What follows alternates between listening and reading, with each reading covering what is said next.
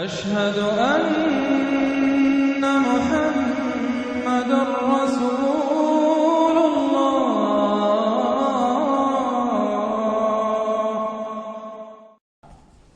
میں ابتدا میں عرض کر چکا ہوں کہ اس کی حیثیت ایک ضمیمہ کی ہے. جوڑا ہے سورہ فتح اور سورہ محمد، اور وہ بالکل اپنے اس کے ترتیب کے اعتبار سے بالکل صحیح جوڑا ہے. یہ در حقیقت سمجھیے کہ سورہ فتح کی چند آیات کی مزید وضاحت ہے. مثلا سورہ فتح میں ہم نے یہ پڑھا تھا بھلے تعذروہ و توقروہ، اللہ کے رسول کی تعظیم، توقیر، ان کی مدد، ان کی نصرت، یہ تمہارے لیے لازم ہے. پھر ہم نے ابھی پڑھا اہل ایمان کے لیے تمہیں رحم دل ہونا چاہیے، اہل ایمان کے لیے تمہارا طرز عمل جو ہے وہ بہت ہمدردانہ، نیک، بھلائی کا، خیر خواہانہ ہونا چاہیے. یہ ساری چیزیں جو ہیں اس میں اب سامنے آ رہی ہیں. اور دوسرے یہ کہ یہ جو اب دین کے غلبے کی جد و جہد ہے، اس کے لیے جہاد کی اہمیت کیا ہے دین کے اندر، اس کی اصل حیثیت کیا ہے، اس کو بھی اس سورہ مبارکہ میں واضح کیا گیا. تو سورہ حجرات کل 18 آیات ہیں، 2 رکوعوں پر مشتمل ہے. لیکن جیسا کہ میں نے عرض کیا تھا، مسلمانوں کی جو اجتماعی زندگی، معاشرتی زندگی ہونی چاہیے، مسلمانوں کا مسلمانوں کے ساتھ کیسا سلوک ہونا چاہیے، مسلمانوں کا کیا رویہ ہونا چاہیے محمد الرسول اللہ صلی اللہ علیہ وسلم کے ساتھ، اور پھر یہ کہ اسلامی ریاست کی بنیاد کیا ہے، دستوری بنیاد کیا ہے، اور اس کی اصل میں اساس جو ہے وہ کس چیز پر قائم ہے، یہ ساری چیزیں اس سورہ مبارکہ میں بیان ہوئی ہیں. بسم اللہ الرحمن الرحیم. یا ایھا الذین آمنوا لا تقدموا بین یدی اللہ ورسولہ واتقوا اللہ ان اللہ سمیع علیم. اہل ایمان مت آگے بڑھو اللہ اور اس کے رسول سے، اور اللہ کا تقوی اختیار کرو، اللہ سب کچھ سننے والا ہے، سب کچھ جاننے والا ہے. یہ پہلی آیت جو ہے یہ گویا کہ ہر اسلامی ریاست کی دفعہ نمبر 1 ہے. یا ہم یہ کہہ سکتے ہیں دفعہ نمبر 1 تو یہ ہو کہ یہاں حاکمیت اللہ کی ہے، لیکن حاکمیت اللہ کی کیسے یہاں پر ہوگی؟ تنفیذ یہ ہے کہ اللہ اور اس کے رسول نے جو حدود قائم کر دی ان سے تجاوز نہیں ہوگا. چنانچہ یہ دفعہ ہمارے ہر دستور میں موجود رہی ہے. No legislation will be done repugnant to the Quran and the Sunnah, یہ موجود ہے. لیکن ایک ہاتھ سے یہ دفعہ یعنی اسلام ڈال کر اور دوسرے ہاتھ سے نکال لیا گیا. ایک آئیڈیولوجیکل کونسل بنا دی گئی ہے، وہ غور کرتی رہے گی، کوئی قانون کوئی خلاف ہے اگر اسلام کے تو وہ رپورٹ پیش کرتی رہے گی، سال بسال رپورٹیں آتی رہیں گی. کوئی لازم نہیں ہے دستور کی روح سے کہ ان کی دی ہوئی رپورٹ پر عمل بھی ہوگا. لہذا وہ الماریوں پر الماریاں بھرتی رہیں. کام ہوا ہے، محنتیں ہوئی ہیں، کوششیں ہوئی ہیں. ان میں ایک بڑی اچھی محنت ہوئی تھی جو اقتصادیات کے بارے میں ہوئی تھی کہ سود کے بغیر کیسی بینکنگ کا نظام قائم کیا جائے، اس میں بڑی محنت ہوئی ہے. لیکن دستور میں کوئی گارنٹی نہیں ہے کہ اس آئیڈیولوجیکل کونسل کی کوئی سفارشات لازماً وہ ان کی تنفیذ بھی ہوگی. تو معلوم ہوا کہ وہ بس ایک ایکسرسائز ان فیوٹیلیٹی ہے اکثر و بیشتر. تو فرمایا پہلی بات تو یہ طے کر لو کہ اللہ کا حکم اور اس کے رسول کا حکم، کتاب اور سنت. No legislation can be done here repugnant to the book of Allah Quran and the Sunnah of the profit صلی اللہ علیہ وسلم. یہ ہے اصل الاصول، یہ ہے دفعہ کہ اس دفعہ سے اب یہ ریاست اسلامی بن گئی.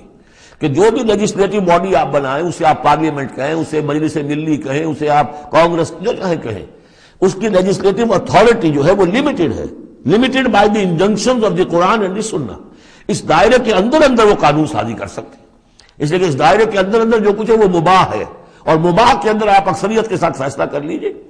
کسی دعوت میں آپ کر رہے ہیں، مہمان بلا رہے ہیں، اس میں مشروب کون سا سرو کیا جائے، اس میں روح افزا شربت پلایا جائے یا کوئی سیون اپ پلایا جائے یا کیا کیا جائے. اب اس کو اب وہ بھی مباح ہے، وہ بھی مباح ہے، اب کثرت رائے سے فیصلہ کر لیجیے.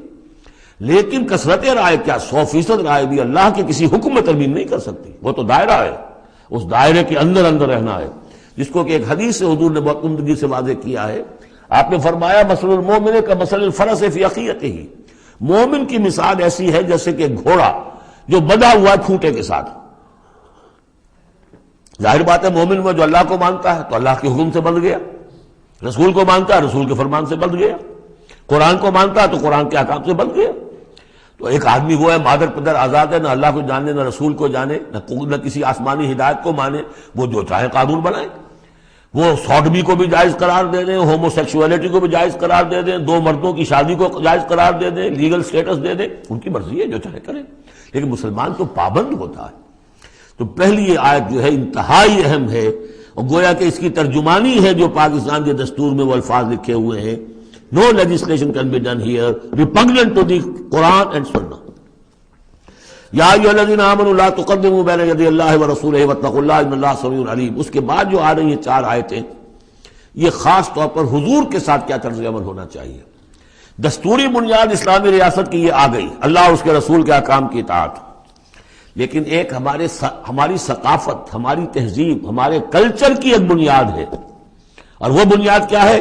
حضور کی تعظیم، حضور سے محبت، حضور کے نقش قدم کی پیروی، آپ کے سرتابی نہ کرنا، آپ کے آواز کے مقابلے میں اپنی آواز بلند نہ کرنا. اب یہ آ رہا ہے، یہ ہے وہ توقروہ و تعزروہ، یہ گویا کہ اس کی شرح ہے. یا ایھا الذین آمنوا لا ترفعوا اصواتکم فوق صوت النبی، اہل ایمان اپنی آواز کبھی بلند نہ کرنا نبی کی آواز پر. ولا تجہروا لہ بالقول کجہر بعضکم لبعض، اور جس طرح تم آپس میں بلند آواز سے ایک دوسرے سے بات کر لیتے ہو، ایسی حرکت کوئی نبی کے ساتھ نہ کر بیٹھنا.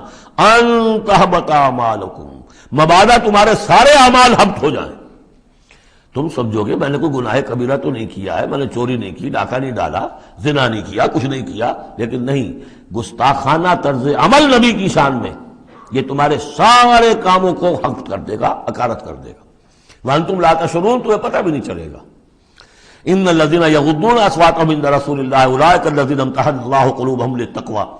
ایک چیز کو ایک منفی انداز میں بھی کہا، اب یہ کہ مثبت انداز میں، شاباش دینے کے انداز میں. بے شک وہ لوگ جو اپنی آوازیں پست رکھتے ہیں رسول اللہ کے سامنے، یہی وہ لوگ ہیں کہ جن کے دلوں کو اللہ نے چن لیا ہے، امتحان کر کے، جانچ پرکھ کر چن لیا ہے، اختیار کر لیا ہے تقوی کے لیے. اب ان کے دلوں میں اللہ تعالیٰ تقوی زیادہ سے زیادہ پیدا کر دے گا.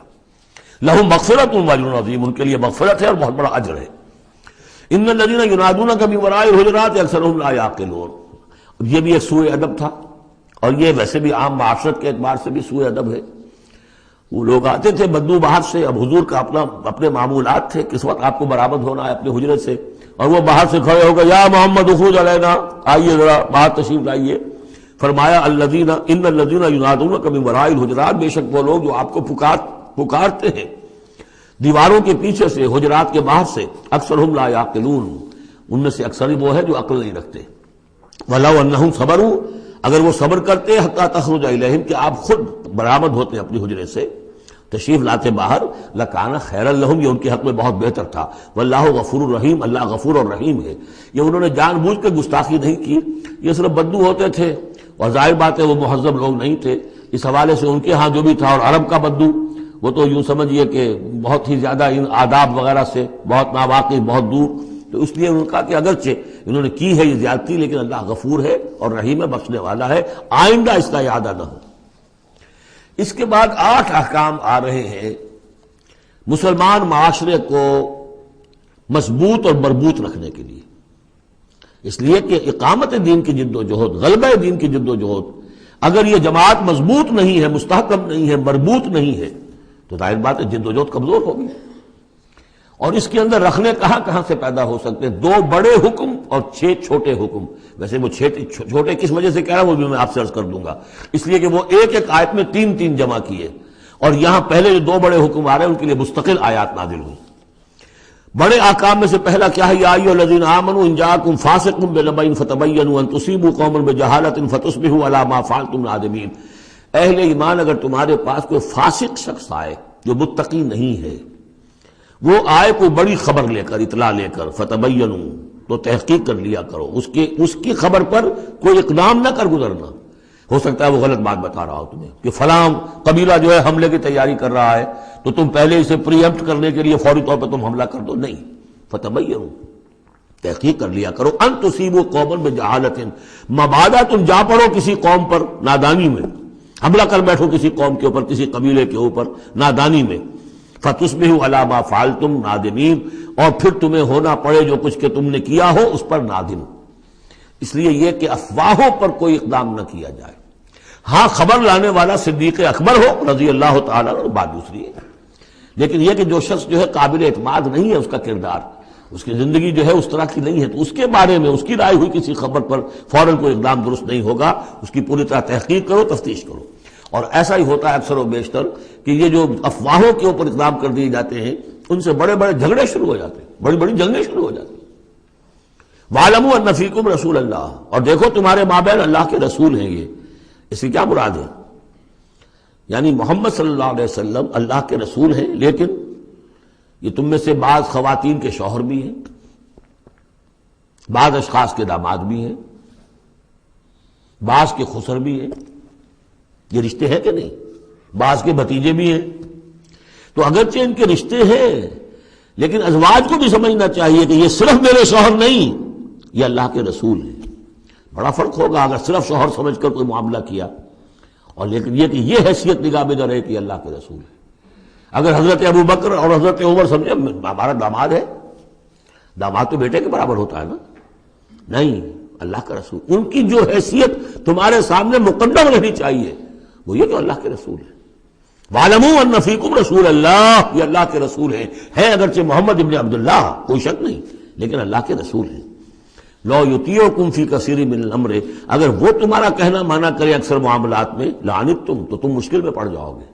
تمہارا رویہ یہ ہونا چاہیے کہ یہ دیکھو وہ کیا چاہتے ہیں، ان کی منشا دیکھو. وَلَٰكِنَّ اللَّهَ حَبَّبَ إِلَيْكُمُ الْإِيمَانَ، لیکن اے محمد کے ساتھیوں، اے صحابہ رسول، اللہ نے تو تمہارے نزدیک ایمان کو بہت محبوب بنا دیا ہے. وَزَيَّنَهُ فِي قُلُوبِكُمْ، اسے تمہارے قلوب کے اندر کھبا دیا ہے. وَكَرَّهَ إِلَيْكُمُ الْكُفْرَ وَالْفُسُوقَ وَالْعِصْيَانَ، اور بہت ہی تمہارے نزدیک ناپسندیدہ بنا دیا ہے کفر کو بھی اور فسق کو بھی اور نافرمانی کو بھی. یہ صحابہ کرام کی شان میں بہت بڑی آیت ہے جو نازل ہوئی ہے قرآن میں. وَلَٰكِنَّ اللَّهَ حَبَّبَ إِلَيْكُمُ الْإِيمَانَ وَزَيَّنَهُ فِي قُلُوبِكُمْ وَكَرَّهَ إِلَيْكُمُ الْكُفْرَ وَالْفُسُوقَ وَالْعِصْيَانَ أُولَٰئِكَ هُمُ الرَّاشِدُونَ، یقیناً یہی لوگ ہیں جو صحیح راستے پر ہیں اور جو سعادت مند ہیں اور جو آخری کامیابی کو حاصل کریں گے. فضلا من اللہ ونعما، اور یہ فضل ہے اللہ کی طرف سے، انعام ہے اس کا، احسان ہے. واللہ علیم الحکیم، اللہ سب کچھ سننے والا، اللہ ہر چیز کا علم رکھنے والا اور کمال حکمت والا ہے. اب دوسرا حکم آ رہا ہے، وَإِن طَائِفَتَانِ مِنَ الْمُؤْمِنِينَ اقْتَتَلُوا، آخر اہل ایمان بھی انسان ہیں، جھگڑا ہو سکتا ہے، اختلاف ہوگا، اختلاف سخت ہو جائے جھگڑا ہو جائے گا، جھگڑا سخت ہو جائے قتال بھی ہو جائے گا. آخر حضرت علی اور حضرت عائشہ کے مابین جنگ ہوئی کہ نہیں؟ حضرت علی اور امیر معاویہ کے درمیان جنگ ہوئی کہ نہیں؟ یہ کون ہے؟ کس کو اب کہہ دیں گے کافر؟ معاذ اللہ ثم معاذ اللہ. تو فرمایا وَإِن طَائِفَتَانِ مِنَ الْمُؤْمِنِينَ اقْتَتَلُوا، اگر اہل ایمان میں سے دو گروہ لڑ پڑے، فَأَصْلِحُوا بَيْنَهُمَا، تو اب عام معاشرے کو یہ سمجھنا چاہیے، سب لوگوں کو، کہ وہ یہ نہ سمجھے کہ ہم سے کیا ہے، آپس میں نبٹ لیں، نہیں، ان کے درمیان صلح کراؤ، تمہارا فرض ہے، یہ اجتماعی فریضہ ہے، صلح کراؤ. فَأَصْلِحُوا بَيْنَهُمَا، انڈیفرنس ہمیں کیا تعلق؟ غلط. اس لیے کہ یہ جو رکھنا پڑ رہا ہے، یہ اسلامی معاشرے کا رکھنا مسلمانوں کی مجموعی قوت کو کمزور کرنے کا سبب بنے گا، اور مسلمانوں کی قوت کمزور ہوتی ہے تو اللہ کے دین کے غلبے کی جدوجہد کمزور پڑ رہی ہے. لہذا فرض سمجھو اصلحوا بینہما، ان کے درمیان صلح کراؤ. فَإِن بَغَتْ إِحْدَاهُمَا عَلَى الْأُخْرَىٰ، پھر اگر ان میں سے ایک دوسرے پر زیادتی کرے، صلح کی پابندی نہیں کر رہا، صلح کرا دی گئی پھر بھی وہ زیادتی کر رہا، فَقَاتِلُوا الَّتِي تَبْغِي، اب جنگ کرو اس سے جو زیادتی کرنے والا ہے. اب یہ دو فریقوں کے درمیان نہیں رہا معاملہ، اب ایک فریق گویا کہ پوری مسلم جماعت کو، پورے مسلم معاشرے کو، پوری ملت اسلامی کو جو کہ وہ للکار رہا، چیلنج کر رہا ہے. تو اب ان سے جنگ کرو، حتیٰ تفیء الی امر اللہ، یہاں تک کہ وہ لوٹ آئے اللہ کے حکم کی طرف. صلح کی جو بھی شرائط تھی ان کو دوبارہ قبول کر لے. فإن فات، پھر اگر وہ لوٹ آئے، فاصلحوا بینہما، پھر ان کے مابین دوبارہ صلح کرا دو، بالعدل، انصاف کے ساتھ. واقسطوا، اور دیکھنا انصاف کا دامن ہاتھ سے نہ چھوڑنا، انصاف کرو. اس لیے کہ اب ہو سکتا ہے کہ اس دوسرے فریق پر تم کو زیادتی کر بیٹھو، اس لیے کہ اب اس سے تم بھی لڑے ہو، لڑ کر تم نے اسے مجبور کیا ہے کہ وہ صلح کی پابندی کرے، تو اب بھی اس پر کوئی زیادتی نہ ہو جائے. واقسطوا ان اللہ یحب المقسطین، اللہ تعالیٰ انصاف کرنے والوں کو محبوب رکھتا ہے. یہ تو دو بڑے بڑے حکم ہو گئے. اب ایک آیت میں 3 حکم اور دوسری میں پھر 3 حکم. یہ چھوٹے چھوٹے انفرادی سطح کے اوپر یا برادریوں کی سطح کے اوپر یا جماعتوں کے اندر جس طرح کے بڑے بڑے چیزیں پیدا ہو جاتی ہیں، بعض چیزیں معمولی نظر آتی ہیں لیکن اس سے دلوں کے اندر زخم پڑ جاتے ہیں. یا ایھا الذین انما المؤمنون اخوۃ فاصلحوا بین اخویکم، یہ تو اسی کے ساتھ آ گئی. یقیناً تمام اہل ایمان جو ہے وہ آپس میں بھائی بھائی ہے، بس اپنے دو بھائیوں کے درمیان صلح کرا دیا کرو. واتقوا اللہ، اللہ کا تقوی اختیار کرو. لعلکم ترحمون، تاکہ تم پر رحم کیا جائے. اب وہ آ رہی ہیں 2 آیتیں. یا ایھا الذین آمنوا لا یسخر قوم من قوم عسى ان یکونوا خیرا منہم، ولا نساء من نساء عسى ان یکن خیرا منہن، اہل ایمان تم میں سے کوئی گروہ دوسرے گروہ کا مذاق نہ اڑائے، تمسخر نہ کرے، ہو سکتا ہے کہ وہ ان سے بہتر ہوں۔ جن کا تم مذاق اڑا رہے ہو، کسی ایک برائی کو دیکھا ہے تم نے، کسی ایک عیب کو دیکھا ہے، اس کی ناک چھوٹی ہے، اس کا کان چھوٹا ہے، اس کا فلاں یہ ہے، اس کا یہ ہے، تو تم نے تو کوئی عیب دیکھا ہے ظاہری، ہو سکتا ہے دل میں اس کے تقویٰ تم سے 10 گنا زیادہ ہو، اللہ کی محبت، اللہ کے رسول کی محبت ان سے 1000 گنا زیادہ ہو، تو تمہیں کیا پتا، تم نے تو ایک چیز دیکھی ہے۔ اسی طرح عورتیں دوسری عورتوں کا مذاق نہ اڑائیں، عسیٰ ان یکن خیرا منہن، ہو سکتا ہے کہ وہ جن کا مذاق اڑایا جا رہا ہے وہ اللہ کی نگاہوں میں بہتر ہو ان سے جو مذاق اڑا رہی ہیں۔ ایک حکم تو ہو گیا تمسخر نہ ہو۔ ولا تلمزوا انفسکم، اپنے آپ کو عیب نہ لگاؤ، اپنے آپ کو عیب لگانا یعنی اپنے بھائیوں پر عیب نہ لگاؤ، آخر وہ تمہاری ہی اس ملت کا فرد ہے، امت کا فرد ہے، تو اس کو عیب لگا تو تمہیں عیب لگا، اس لیے فرمایا بہت ہی بلیغ الفاظ ہے، ولا تلمزوا انفسکم ولا تنابزوا بالالقاب، اور لوگوں کے چڑانے والے نام نہ رکھ لیا کرو۔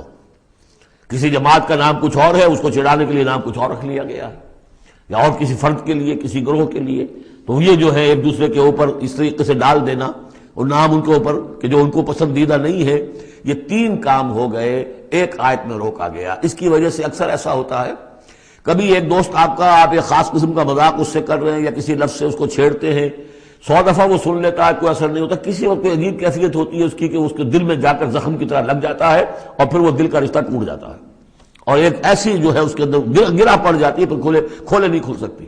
لہذا محتاط رہو۔ بئس الاسم الفسوق بعد الایمان، ایمان کے بعد تو برائی کا نام بھی برا ہے، کیوں ان چیزوں میں جا رہے ہو؟ تمہیں تو ایمان کو سمجھنا چاہیے کہ اللہ نے تمہیں اتنی بڑی فضیلت دی ہے، تو ان گندگیوں کی طرف جو ہے تم متوجہ ہی نہ ہو۔ ومن لم یتوب فاولئک هم الظالمون، اور جو باز نہیں آئیں گے تو وہی ہے کہ جو ظالم ہے اللہ کی نگاہ میں۔ تو ترغیب بھی ہے، تشویق بھی ہے، سمجھانے کا انداز بھی ہے، اور ڈانٹ ڈپٹ بھی ہے۔ باز نہیں آؤ گے تو اللہ کی نگاہ میں پھر تم ظالم ہو۔ اگلی آیت میں پھر 3 چیزیں، وہ پہلی 3 چیزیں رو در رو ہوتی ہیں آمنے سامنے، اور یہ 3 چیزیں وہ ہیں جو غیب میں ہوتی ہیں، پیچھے ہوتی ہیں۔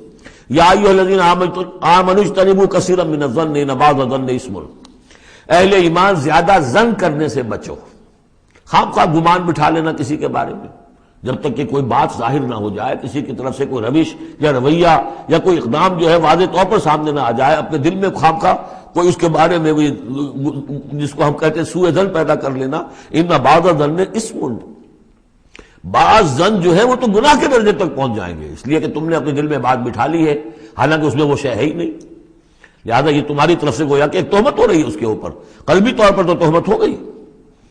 ولا تجسسوا، اور دوسری بات یہ ہے کہ ایک دوسرے کے حالات کی ٹوہ میں نہ رہو۔ بہرحال اسلامی ریاست ہوگی تو جاسوسی کا ایک محکمہ بھی ہوگا، وہ تو اپنی جگہ پر ہے، لیکن افراد کی سطح پر خام خواہ فلاں اس گھر میں کیا ہو رہا ہے، کیوں ہو رہا ہے، یہ دونوں بھائیوں کے معاملات کیا ہیں، کیا وجہ ہے، لڑائی کیوں نہیں ہوتی ان میں، کچھ لوگوں کی ہوتی، تلاش میں رہتے ہیں ایسی چیزوں کی۔ ولا تجسسوا، تجسس مت کرو۔ ولا یغتب بعضکم بعضا، اور تم میں سے کوئی دوسرے کی غیبت نہ کرے، کسی کے پیٹھ پیچھے غیر موجودگی میں اس کی کوئی برائی نہ بیان کرے، چاہے وہ برائی بالفعل اس میں ہو۔ حضور سے پوچھا گیا کہ حضور اگر وہ برائی اس میں ہو، آپ نے فرمایا تبھی تو غیبت ہے، اگر برائی ہے نہیں تو تہمت ہو گئی، وہ تو غیبت سے دوہرا جرم ہو گیا۔ لیکن یہی ہے کہ کسی مسلمان بھائی کی غیر موجودگی میں اس کی کوئی برائی بیان نہ کی جائے۔ ایحب احدکم ان یاکل لحم اخیہ میتا، کیا تم میں سے کوئی شخص اسے پسند کرے گا کہ وہ اپنے کسی مردہ بھائی کا گوشت کھائے؟ فکرہتموہ، یہ تو تمہیں بہت برا لگا، بہت گھن آیا، یہ کیا بات کہہ دی اللہ تعالیٰ نے؟ کوئی شخص چاہے گا یہ کہ اپنے مردہ بھائی کا گوشت کھائے؟ لیکن یہ اخلاقی سطح پر یہی کام تم کرتے ہو۔ غیبت جو ہے اخلاقی سطح پر یہی ہے، کیوں کہ جو شخص موجود نہیں ہے آپ اس کی عزت پر حملہ کر رہے ہیں، اگر وہ موجود ہوتا اپنا دفاع کرتا، لیکن موجود نہیں ہے، دفاع نہیں کر سکتا، وضاحت کرتا، آپ کو غلط بات سمجھ میں آئی، آپ نے ٹھیک نہیں سمجھا ہے، آپ کو اطلاع صحیح نہیں ملی ہے، آپ 100 طرح سے اپنی حفاظت کرتا ہے اپنی عزت کی، اور چونکہ موجود نہیں ہے آپ نے جیسے مردہ بھائی کی لاش پڑی ہے جس سے چاہو موٹی جو ہے کاٹ لو، لیکن اگر وہ زندہ ہو تو تمہیں قریب آنے دے گا۔ یہی ہے مثال۔ ایحب احدکم ان یاکل لحم اخیہ میتا فکرہتموہ فاتقوا اللہ ان اللہ تواب الرحیم، اور اللہ کا تقوی اختیار کرو، اللہ تواب ہے، توبہ کا بہت قبول فرمانے والا، اور رحیم ہے، بہت رحم فرمانے والا۔ تیسرا حصہ اس سورہ مبارکہ کا جو آ رہا ہے یہ عظیم ترین مضامین پر مشتمل ہے۔ ابھی تک معاملہ سارا یا ایھا الذین آمنوا یا ایھا الذین آمنوا یا ایھا الذین آمنوا، آپ نے دیکھا یہ یوں سمجھیے کہ 12 آیات میں 5 مرتبہ یا ایھا الذین آمنوا آ چکا ہے، اور ہم نے دیکھا مکی صورتیں اتنی لمبی جو ہے یا ایھا الذین آمنوا کا صیغہ وہاں ہے ہی نہیں، لیکن یہ آیت آ رہی ہے یا ایھا الناس، اے لوگو انا خلقناکم من ذکر و انثی، اے لوگو ہم نے تمہیں پیدا کیا ہے، تم سب کو، چاہے مومن ہو چاہے غیر مومن ہو، چاہے مسلمان ہو چاہے کافر ہو، تم سب کو ہم نے پیدا کیا ہے من ذکر و انثی، ایک مرد اور ایک عورت سے، حضرت آدم اور حوا کی اولاد ہو تم، وجعلناکم شعوبا وقبائل لتعارفوا، اور ہم نے تمہیں بنا دیا ہے، قوموں میں تقسیم کر دیا اور قبیلوں میں، تاکہ ایک دوسرے کو پہچانو۔ یہ رنگ کا فرق، نسل کا فرق اور یہ شکل و شبہات کا فرق، یہ جو بھی انسان کے نقوش ہیں ان کا فرق، زبانوں کا فرق، یہ قوموں اور قبیلوں میں جو فرق اور امتیاز ہم نے ڈالا ہے تاکہ پہچان سکو۔ سارے انسان ایک ہی رنگ کے، ایک ہی شکل و صورت کے، ایک ہی معلوم ہوتا کہ سانچہ ہے فیکٹری کا، اسی میں سے سب بنے چلے آ رہے ہیں، ایک ہی زبان بولتے تو پہچانتے کیسے ایک دوسرے کو؟ یہ سارا ہے صرف پہچان کے لیے، یہ نہیں ہے کہ فلاں نسل اعلیٰ ہے، فلاں گھٹیا ہے، فلاں اونچی ہے، فلاں نیچی ہے۔ جیسا کہ آپ نے خطبہ دیا تھا، جو آخری خطبہ ہے حجۃ الوداع کا، لا فضل لعربی علی عجمی ولا لعجمی علی عربی ولا لاحمر علی اسود ولا لاسود علی احمر الا بالتقوی، کسی عربی کو، کسی عرب کو عجمی پر کوئی فضیلت نہیں، کسی عجمی کو کسی عرب پر کوئی فضیلت نہیں، کسی سرخ رو کو کسی سیاہ فام پر کوئی فضیلت نہیں، کسی سیاہ فام کو کسی سرخ رو پر کوئی فضیلت نہیں۔ ہاں فضیلت ہے تو تقوی کی بنیاد پر ہے۔ ایچ جی ویلز نے اپنی history of a concise history of the world میں یہ پیسج کوٹ کر کے لکھا کہ اگرچہ اس سے پہلے بھی تاریخ انسانی میں human fraternity, equality and freedom, انسانی حریت و اخوت و مساوات کے واس تو بہت کہے گئے، لیکن یہ ہے کہ تاریخ انسانی میں یہ ماننا پڑتا ہے کہ پہلی مرتبہ ان اصولوں پر بالفعل ایک معاشرہ قائم کیا محمد نے صلی اللہ علیہ وسلم۔ حالانکہ دشمن ہے، اس نے حضور کی سیرت پر حملے کیے ہیں بالکل وہی اسی طرح کے جیسے رشدی نے کیے ہیں۔ رشدی نے ذرا انداز اور زیادہ گھناؤنا استعمال کیا، چونکہ وہ تو فکشن اس نے ایک طور سے بنائی ہے، لیکن اس نے وہ تاریخ لکھ رہا تھا تو اس طرح کا انداز تو نہیں ہے، لیکن باتیں وہی کہی ہیں۔ اس کے باوجود کس بات کو ماننے پر مجبور ہو گیا کہ واقعہ یہ ہے کہ محمد نے، وہ تو رسول اللہ تو نہیں مانتا، کہ یہ ماننا پڑتا ہے کہ پہلی مرتبہ for the first time in history ہی established a society based on these principles of human fraternity, equality and freedom. اگرچہ جو تازہ ایڈیشن ہے اس کتاب کا concise history of the world, اس میں سے یہ پیسج نکال دیا ہے، اب تو ایڈیٹرز اور ہیں، البتہ پرانا ایڈیشن کہیں یونیورسٹی سے لیجیے، لائبریری سے، اور وہاں سے آپ کو وہ مل جائے گا پیسے۔ یا ایھا الناس انا خلقناکم من ذکر و انثی وجعلناکم شعوبا وقبائل لتعارفوا، یہ تعارف کے لیے، ان اکرمکم عند اللہ اتقاکم، یقیناً تم میں سب سے زیادہ باعزت اللہ کے نزدیک وہ ہے جو سب سے بڑھ کر متقی ہے۔ ان اللہ علیم خبیر، یقیناً اللہ تعالیٰ سب کو جاننے والا اور باخبر ہے۔ قالت الاعراب آمنا، اب ایک اور بہت اہم بات آ گئی۔ اسلامی معاشرہ اور اسلامی ریاست کی جو شہریت ہے اس کی بنیاد کیا ہے؟ ایمان یا اسلام؟ ایمان تو دل میں ہے، چھپی ہوئی شے ہے، ویریفائبل نہیں ہے یا نہیں ہے، کیسے معلوم ہوگا؟ دنیا میں جو آپ کو قانون بنانا ہے، دنیا میں جو معاشرہ بنانا ہے، دنیا میں جو ریاست بنانی ہے، اس میں کون شامل ہوگا؟ اس کی ساری بنیاد اسلام پر ہے، ایمان پر نہیں ہے۔ لیکن آخرت میں سارا دار و مدار ایمان پر ہے، اسلام پر نہیں ہے۔ آپ جو ہے یہاں کی، ابھی سینسس ہوگا آپ کے ملک میں، آپ مسلم لکھا ہوا ہے آپ کے خانے میں مسلم، لیکن یہ کہ اس کی بنا پر اللہ کے ہاں چھوٹ نہیں ہو جائے گی، اللہ دیکھے گا ایمان بھی تھا کہ نہیں۔ ان اللہ لا ينظر الى صورکم ولا الى اموالکم ولکن ينظر الى قلوبکم واعمالکم، اللہ تمہاری صورتوں اور اموال کو نہیں دیکھتا، تمہارے دلوں اور اعمال کو دیکھتا ہے۔ تو یہ جو ایمان اور اسلام کا فرق ہے، اسلامی ریاست، اسلامی معاشرے کی اس بحث میں اہم ترین ہے، اس کی بنیاد ایمان پر نہیں ہے، اسلام پر ہے۔ اس کے لیے بیان کیا کیا؟ قالت الاعراب آمنا، یہ بدو کہہ رہے ہیں ہم ایمان لے آئے۔ قل لم تؤمنوا، اے نبی ان سے کہہ دیجئے تم ہرگز ایمان نہیں لائے ہو۔ لم تؤمنوا ہے، یہ نفی جاد باللم ہو رہی ہے، فعل مضارع پر لم لا کر تاکید ہو جاتی ہے۔ ما آمنتم نہیں، لم تؤمنوا، تم ہرگز ایمان نہیں لائے ہو، ولکن قولوا اسلمنا، یوں کہو کہ ہم اسلام لے آئے ہیں، ہم مسلمان ہو گئے، ہم نے اطاعت قبول کر لی۔ وَلَمَّا يَدْخُلِ الْإِيمَانُ فِي قُلُوبِكُمْ، ابھی تک ایمان تمہارے دلوں میں داخل نہیں ہوا۔ وَإِن تُطِيعُوا اللَّهَ وَرَسُولَهُ، لیکن اگر تم اللہ اور اس کے رسول کی اطاعت کرتے رہو گے، لَا يَلِدْكُم مِّنْ أَعْمَالِكُمْ شَيْئًا، اللہ تعالیٰ تمہارے اعمال میں سے کوئی کمی نہیں کرے گا۔ إِنَّ اللَّهَ غَفُورٌ رَحِيمٌ، اللہ غفور اور رحیم ہے۔ یعنی قانون تو یہی بنتا ہے، اصول تو یہ بنتا ہے، جب تک ایمان دل میں نہ ہو تو کسی کا کوئی عمل قبول نہ ہو۔ لیکن اللہ غفور ہے، رحیم ہے، اس کی شان غفاری اور اس کی شان رحیمی کے صدقے سے اللہ نے تمہیں یہ رعایت دی ہے کہ اگر نفاق نہ ہو، چاہے ایمان ابھی دل کے اندر راسخ نہیں ہے، لیکن اللہ اور اس کے رسول کی اطاعت کرتے رہو، اگرچہ یہ اطاعت ہوگی total obedience, partial obedience is no obedience, it has to be total. ادخلوا فی السلم کافہ، اسلام میں بھی جزوی داخلہ جو ہے قبول نہیں ہے، پورا کا پورا ہمہ تن سموچے۔ لیکن بہرحال اسلام تو یہ ہے۔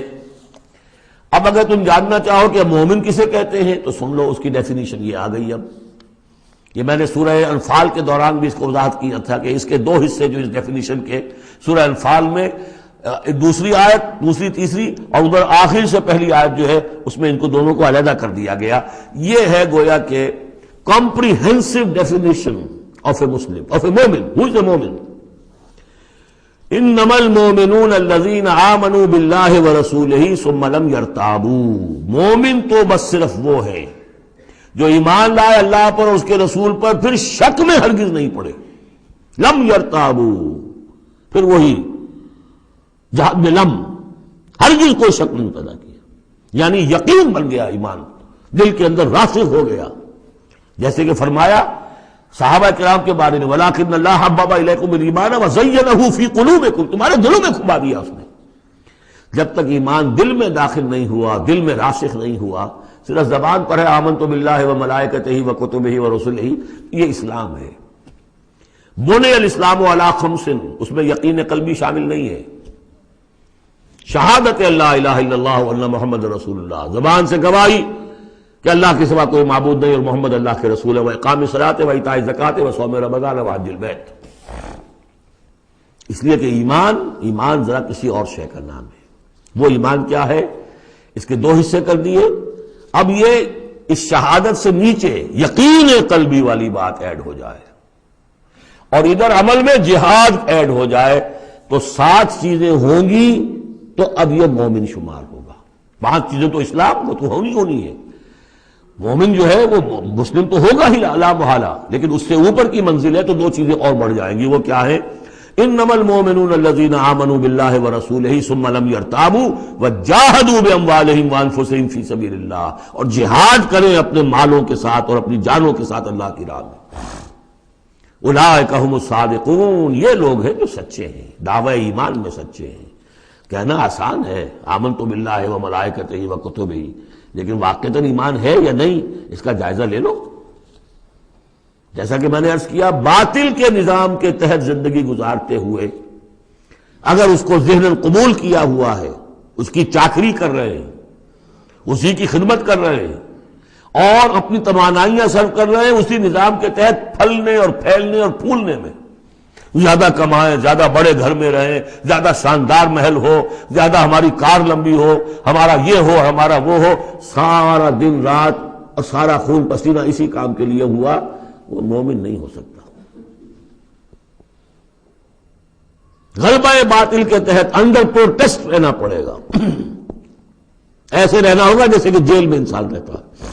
الدنیا سجن المومن و جنت الکافر، اور یہ کہ اپنی توانائی میں سے منیمم سبسسٹنس لیول پر جو آپ کے وجود کو برقرار رکھنے کے لیے ناگزیر ہو، اس حد تک تو اپنے وقت اور توانائی اور اپنی قوت اور صلاحیت میں لگائیں آپ، اپنے اور اپنے اہل و عیال کی ضروریات پوری کرنے کے لیے۔ باقی سارا وقت، ساری صلاحیت، ساری قوت اللہ کے دین کو غالب کرنے کی جدوجہد، نظام باطل کو جڑ سے اکھیڑ کر پھینک کر اور اللہ کے دین کو قائم کرنے کی جدوجہد۔ اگر یہ نہیں ہے، اگر یہ نہیں تو بابا پھر سب کہانیاں ہیں، پھر یہ اسلام کا دعویٰ ہے۔ اسلام تو ہے، مانے گا تم دنیا میں تم مسلمان عورت سے شادی کر سکتے ہو، مسلمان باپ کی وراثت تمہیں مل جائے گی، قانونی حقوق سارے تمہارے مسلمانوں کے ہوں گے، اسلامی ریاست میں تم مکمل شہری شمار ہو جاؤ گے، لیکن مومن شمار نہیں ہوگے اللہ کے ہاں۔ قالت الاعراب، یہ آیات تو ایسی ہیں کہ یہ یاد کر لیجئے آج کی رات۔ قالت الاعراب آمنا قل لم تؤمنوا ولكن قولوا اسلمنا، معلوم ہوا علیحدہ کر دیا ہے، بالکل واحد مقام ہے یہ قرآن مجید کا جس میں اسلام اور ایمان کو یوں کر دیا علیحدہ۔ کہ ایک گروہ ایسا بھی تھا جس کے بارے میں کہا گیا ایمان تمہارے دلوں میں تاحال داخل نہیں ہوا۔ البتہ اس آیت سے بعض لوگوں کو یہ مغالطہ ہو جاتا ہے کہ یہ منافقین کی بات نہیں ہے، اس لیے کہ منافقین کا تو کوئی عمل قبول نہیں اللہ کے ہاں۔ یہاں کہا جا رہا ہے کہ اگر تم اللہ اور اس کے رسول کی اطاعت کرتے رہو گے اللہ تمہارے اعمال میں کوئی کمی نہیں کرے گا۔ تاریخی پس منظر سمجھ لیجئے، جب اللہ تعالیٰ نے عرب میں حضور کو غلبہ عطا کر دیا، اذا جاء نصر اللہ والفتح ورأیت الناس يدخلون فی دین اللہ افواجا، اب ظاہر بات ہے کہ تمام قبائل کے اندر بیٹھ کر مشورے ہوئے، it's no use continuing resistance, اب تو بہرحال فیصلہ کن فتح محمد کو ہو گئی ہے، اب ہم مقابلہ نہیں کر سکتے، کوئی اور راستہ نہیں، جاؤ اور جا کر وفد بھیجو اور اطاعت قبول کر لو اور اسلام قبول کر لو۔ تو وہ اطاعت بھی تھی اسلامی ریاست کی، ساتھ ہی اسلام قبول کرنا بھی تھا کہ ہم نے مان لیا جی، اس لیے کہ وہاں سے تو الٹیمیٹم آ چکا تھا جو سورہ توبہ میں ہم پڑھ چکے ہیں کہ یہ صرف 4 مہینے کی مہلت ہے، اس کے بعد اگر تم ایمان نہ لائے تو فَإِذَا انْسَلَخَ الْأَشْهُرُ الْحُرُمُ فَاقْتُلُوا الْمُشْرِكِينَ حَيْثُ وَجَدتُّمُوهُمْ، تو اس کے بعد ایمان لانا ان کے لیے لازم تھا اگر رہنا عرب کے اندر۔ لیکن یہ کہ ان میں 3 طرح کے لوگ تھے، ایسے بھی یقیناً تھے جو خلوص دل سے ایمان لائے، ایسے بھی لوگ تھے جو دھوکہ دینے کے لیے ایمان لائے، جان بچانے کے لیے۔ یہ 2 ہو گئی ویلیوز، پازیٹو اور نیگیٹو۔ بیچ میں پازیٹو اور نیگیٹو کے مابین ایک زیرو لیول آتا ہے۔ زیرو لیول وہ تھا کہ دل میں نہ دھوکے کی نیت ہے نہ حقیقتاً ایمان دل میں پیدا ہوا ہے، لیکن اسلام لے آئے، ٹھیک ہے ہم تیار ہیں، وہ ہے جن کا ذکر کیا جا رہا ہے۔ قالت الاعراب آمنا قل لم تؤمنوا ولكن قولوا اسلمنا، تم یہ کہو کہ ہم اسلام لے آئے، ولما يدخل الايمان في قلوبكم، ابھی تک ایمان تمہارے دلوں میں داخل نہیں ہوا۔ وَإِن تُطِيعُوا اللَّهَ وَرَسُولَهُ لَا يَلِدْكُم مِّنْ أَعْمَالِكُم شَيْئًا، اگر اللہ اور اس کے رسول کی اطاعت کرتے رہو گے اللہ تمہارے عمل میں سے کچھ بھی گھٹائے گا نہیں، کم نہیں کرے گا، بلکہ آگے چل کر یہ بات واضح ہو جائے گی کہ اگر اللہ اور اس کے رسول کی اطاعت کرتے رہو گے تو ایمان بھی تمہارے دلوں میں پیدا ہو جائے گا، اس لیے کہ ایمان سے عمل صالح پیدا ہوتا ہے اور عمل صالح سے بھی ایمان پیدا ہوتا ہے۔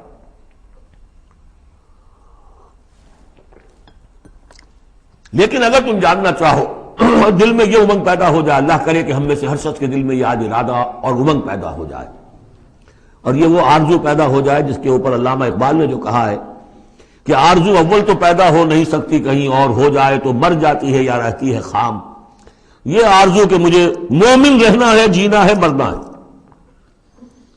یہ آرزو اول تو پیدا مشکل سے ہوتی ہے اور ہو جائے تو معاشرہ اس کو غذا نہیں دیتا، ہر 4 طرف سے اس کے خلاف آپ پر دباؤ پڑنا شروع، دماغ خراب ہو گیا، پاگل ہو گیا، فینیٹک ہے، یہ اپنا کیریئر چھوڑ رہا ہے، یہ اپنا کاروبار برباد کر رہا ہے، وہ فلاں یہ کر رہا ہے، تو ماحول جو ہے، ماحول میں آکسیجن نہ ہو تو پودا کیسے پروان چڑھے گا؟ تو اس لیے بہت مشکل کام ہے، الا یہ کہ خلوص نیت اور عزم مصمم ہو تو اللہ تعالیٰ کی طرف سے خصوصی توفیق اور تحصیل ہوتی ہے۔ تو آج آپ اس کو سامنے رکھ کر دل میں یہ آرزو لے کر اٹھیے کہ یہ ایمان اس ڈیفینیشن پر ہمیں پورے اترنا ہے۔ وہ ڈیفینیشن کیا ہے؟ انما المؤمنون الذین آمنوا باللہ ورسولہ ثم لم یرتابوا وجاہدوا باموالہم وانفسہم فی سبیل اللہ اولئک ھم الصادقون۔ اس آیت کے شروع اور آخر دونوں میں اسلوب حصر ہے، مومن صرف وہ ہیں جو ایمان لائے اللہ پر اس کے رسول پر، پھر شک میں ہرگز نہیں پڑے، ان کے دل میں اس ایمان نے یقین کی شکل اختیار کر لی اور پھر انہوں نے جہاد کیا اللہ کی راہ میں، کھپائے اس میں اپنے مال بھی اپنی جانیں بھی، یہی لوگ حقیقت میں سچے ہیں اپنے دعوی ایمان میں۔ اللہم ربنا اجعلنا منہم، اللہم ربنا اجعلنا منہم، یہی صادقون ہیں جن کے بارے میں سورہ توبہ میں ہم آیت پڑھ کر آئے ہیں، کونوا مع الصادقین، صادقین کے ساتھ ہو جاؤ، تلاش کرو کوئی صادقین ہے دنیا میں اس وقت کہ نہیں۔ اور حضور نے یہ خبر دی ہے، لا تزال فی امتی طائفۃ قائمین علی الحق، میری امت میں ہمیشہ ایک گروہ ضرور موجود رہے گا جو حق پر قائم ہوگا، تلاش کرو اسے، اور تلاش کر کے کونوا مع الصادقین، ان میں شامل ہو، ان کے ساتھ شامل ہو جاؤ، ان کے دست و بازو بنو۔ ظاہر بات ہے جمعیت کے بغیر، جماعت کے بغیر وہ اقامت دین کیسے ہوگی، وہ اظہار دین الحق علی الدین کلہ کیسے ہوگا؟ محمد رسول اللہ والذین معہ حزب اللہ بن گئے تھے تبھی تو دین قائم ہوا نا۔ اب وہ ساری کیفیات جو سورہ حجرات میں آئیں، قل اتعلمون اللہ بدینکم، اب یہ نوٹ کر لیجئے جن لوگوں کے دلوں میں وہ ایمان نہیں تھا وہ اسلام لانے پر حضور پر اپنے احسان جتایا کہ حضور دیکھیے ہم تو لڑے بھڑے بغیر اسلام لے آئے تو ہمارا تو حق زیادہ ہونا چاہیے۔ وہ ہماری ہریانے کی زبان میں یہ کہاوت ہے، تھوتھا چنا باجے گھنا، وہ چنا جو اندر سے کھوکھلا ہو چکا ہو اس کی آواز زیادہ ہوتی ہے، برتن خالی ہوگا تو آواز کھنکھنانے کی آتی ہے، برتن کے اندر پانی پڑا ہوا ہو تو پھر اس طرح کی آواز نہیں آتی. تو ایمان سے خالی تھے، اس لیے وہ اپنی ایمان کے دعوے ذرا زیادہ کرتے تھے. قل اتعلمون اللہ بدینکم، تم اپنے دین کا جو اس طرح سے بڑھ چڑھ کر باتیں کرتے ہو تو اللہ کو بتانا چاہتے ہو، جتلانا چاہتے ہو اپنا دین. واللہ یعلم ما فی السماوات وما فی الارض. اگر تمہیں ایمان حاصل ہوتا تو تم یہ جانتے کہ اللہ تو جانتا ہے جو کچھ کے آسمانوں میں اور زمین میں ہے. ایک بندہ مومن کے لیے تو یہ کہنے کی ضرورت ہی نہیں. واللہ بکل شیء علیم، اللہ تو ہر چیز کا علم رکھتا ہے. یمنون علیک ان اسلموا، اے نبی آپ پر احسان دھر رہے ہیں کہ ہم اسلام لے آئے. قل لا تمنوا علی اسلامکم، اے نبی سے کہہ دیجئے مجھ پر اپنے اسلام کا کوئی احسان مت دھرو. بل اللہ یمن علیکم، بلکہ اللہ تم پر احسان دھرتا ہے. ان ہداکم للایمان ان کنتم صادقین، کہ اس نے تمہیں ایمان کے راستے پر ڈال دیا ہے اگر تم سچے ہو. جب اسلام پر آ گئے ہو تو ایمان کے راستے پر چڑھ گئے ہو. اگر سچے ہو گے تو اب ایمان تمہارے اندر پیدا ہو جائے گا. اطاعت رسول کرتے رہو گے، اطاعت اللہ الہی کرتے رہو گے، نمازیں پڑھو گے، روزے رکھو گے، زکوٰۃ دو گے خوش دلی کے ساتھ، تو ان اعمال کی بدولت ان کی نورانیت تمہارے قلوب کے اندر اترے گی اور اس سے تمہارے اندر ایمان پیدا ہو جائے گا. دیکھیے یہاں لفظ اسلام آیا تھا. پھر یمنون علیک ان اسلموا، یہ آپ پر احسان دھر رہے ہیں کہ وہ اسلام لے آئے. قل لا تمنوا علی اسلامکم، اے نبی کہہ دیجیے مجھ پر اپنے اسلام کا احسان مت دھرو. بل اللہ یمن علیکم، بلکہ یہ تو اللہ تم پر احسان دھر رہا ہے. ان ہداکم للایمان، کہ یہ جو تمہیں اسلام لانے کی توفیق دے دی اس نے، تو اس نے گویا کہ ایمان کی سڑک پر ڈال دیا، تمہیں اس راستے پر ڈال دیا ہے کہ جو ایمان تک لے جائے گی. ان کنتم صادقین، اگر تم اپنے اسلام میں صادق ہو. ہاں اسلام منافقانہ لائے ہو تو بات اور ہے، دل میں عداوت ہے، دشمنی ہے صرف جان بچانے کے لیے، اگر نیت یہی ہے تو پھر تو ظاہر بات ہے کہ نہ اسلام ہے اور نہ ایمان ہے. اگرچہ قانون اور پھر بھی مسلمان مانے جائیں گے. منافقین بھی آخری وقت تک مسلمان مانے گئے. منافقین جو ہے یہاں تک کہ رئیس المنافقین عبداللہ ابن ابی کی نماز جنازہ حضور نے پڑھائی ہے. یہ تو غزوہ تبوک کے بعد ہوا، پھر کہ منافقین کو ننگا بھی کیا گیا اور مسجد جو انہوں نے بنائی تھی مسجد درار وہ گرا بھی دی گئی. وہ سب کچھ ہوا بعد میں ہوا، پہلے نہیں. غزوہ تبوک تک کا معاملہ یہ تھا کہ پردہ پڑا ہوا تھا. بل اللہ یمن علیکم ان ہداکم للایمان ان کنتم صادقین ان اللہ یعلم غیب السماوات والارض، یقیناً اللہ تعالیٰ جانتا ہے آسمانوں اور زمین کی تمام چھپی ہوئی چیزیں، غائب اور غیب اللہ کے علم میں ہے. واللہ بصیر بما تعملون، اور جو کچھ تم کر رہے ہو اللہ اسے دیکھ رہا ہے.